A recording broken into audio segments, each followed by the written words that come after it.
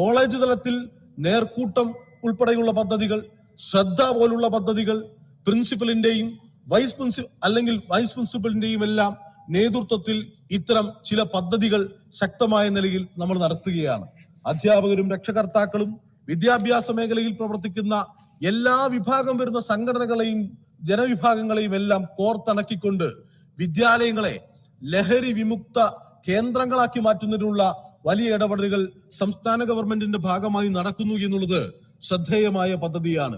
സ്കൂളുകളിൽ ഉണർവ് പദ്ധതി സമാനമായ നിലയിൽ വിജയകരമായി നമുക്ക് ഏറ്റെടുക്കാൻ വേണ്ടി കഴിയുന്നു.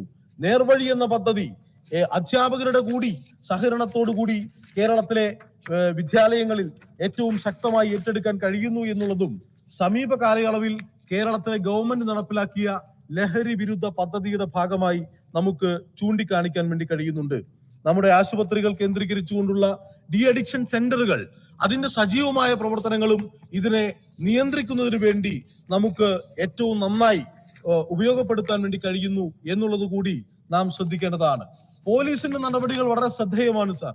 ഹൈദരാബാദിലെ മയക്കുമരുന്ന് നിർമ്മാണശാലയുമായി ബന്ധപ്പെട്ട് കഴിഞ്ഞ ഈ സമീപ കാലയളവിൽ കേരള പോലീസ് നടത്തിയ അന്വേഷണം മാതൃകാപരമായിരുന്നു.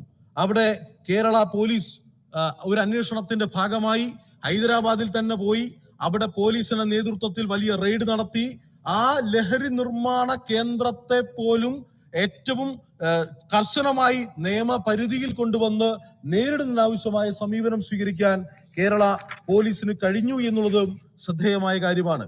സംസ്ഥാനത്തെ ഏറ്റവും വലിയ MDMA വേട്ടയിൽ 3.407 കിലോ വരുന്ന MDMAയും അതിന്റെ ഭാഗമായി പ്രവർത്തിച്ച പ്രതിയെയും കാസർഗോഡ് പോലീസ് പിടികൂടി എന്നുള്ള വാർത്തയും സമീപ കാലയളവിൽ നമുക്ക് കേൾക്കാൻ വേണ്ടി കഴിഞ്ഞു. ഇതിൽ സാർ ചില നിർദ്ദേശങ്ങൾ മുന്നോട്ട് വെക്കാനുള്ളത്, ഒന്ന്, നമ്മുടെ എക്സൈസ് ഡിപ്പാർട്ട്മെന്റുമായി ബന്ധപ്പെട്ടുകൊണ്ട് ഏറ്റവും നല്ല നിലയിൽ സജീവമായി അവർ പ്രവർത്തിക്കുന്നുണ്ടെങ്കിലും ഇതൊരു സാമൂഹ്യ വിരുദ്ധരുമായിട്ടുള്ള ഏറ്റുമുട്ടലാണ് സാർ. സാമൂഹ്യ വിരുദ്ധരുമായിട്ടുള്ള ഏറ്റുമുട്ടലിൽ ഈ സാമൂഹ്യ വിരുദ്ധർ ഏതു മാർഗം ഉപയോഗിച്ചും അതിനെ നേരിടാൻ വേണ്ടി വരുന്ന സർക്കാർ സംവിധാനത്തോട് ഏറ്റുമുട്ടുന്ന സാഹചര്യം ഉണ്ടാകുന്നു. ആയുധങ്ങൾ ഉപയോഗിച്ചുകൊണ്ട് എക്സൈസ് ഉദ്യോഗസ്ഥരെ നേരിടുന്നു. ഇതുമായി ബന്ധപ്പെട്ട പ്രത്യേകമായ സ്ക്വാഡുമായി ബന്ധപ്പെട്ടു പോകുന്നവരെ ആയുധങ്ങൾ ഉപയോഗിച്ച് ലഹരി മാഫിയ സംഘം കീഴ്പ്പെടുത്താനുള്ള വലിയ നിലയിൽ അവർ ശ്രമിച്ചുകൊണ്ടിരിക്കുമ്പോൾ നമ്മുടെ എക്സൈസ് ഉദ്യോഗസ്ഥർക്കും അതുമായി ബന്ധപ്പെട്ട ഫോഴ്സിനും ആവശ്യമായ ആയുധങ്ങൾ കൊടുത്ത് അവരുടെ സ്വജീവൻ രക്ഷിക്കാനെങ്കിലും ഇത്തരം മാഫിയ സംഘങ്ങളിൽ നിന്ന് അവർക്ക് രക്ഷ നേടാനെങ്കിലും ആവശ്യമായിട്ടുള്ള കരുതൽ നമുക്ക് നടത്താൻ വേണ്ടി കഴിയേണ്ടതായിട്ടുണ്ട്.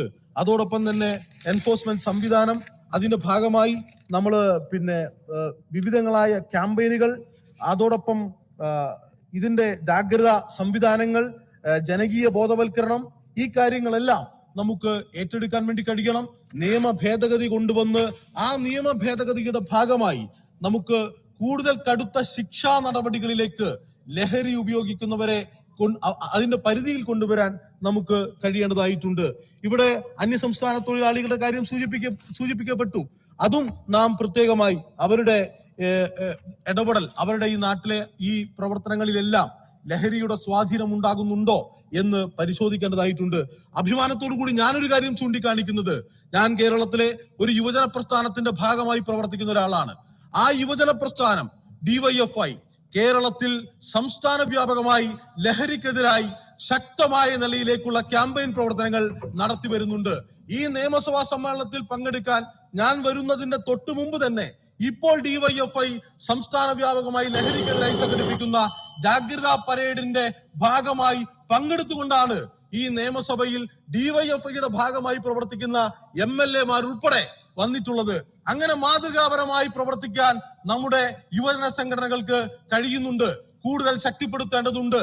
ക്ലബ്ബുകൾ, വ്യത്യസ്തമായ സംഘടനകൾ, അവരെല്ലാം കൂട്ടായി ജനകീയ ബോധവൽക്കരണത്തിന്റെ ഭാഗമായി നമുക്ക് ഈ വിപത്തിനെ നേരിടാൻ വേണ്ടി കഴിയണം എന്നുകൂടി സൂചിപ്പിച്ചുകൊണ്ട് ഈ പ്രശ്നത്തെ സർക്കാർ ഏറ്റവും ജാഗ്രതയോടുകൂടി കാണുന്നു എന്നതിന്റെ പ്രത്യേകമായ താല്പര്യവും ഇവിടെ സൂചിപ്പിച്ചുകൊണ്ട് എന്റെ വാക്കുകൾ ഉപസംഹരിക്കുകയാണ്.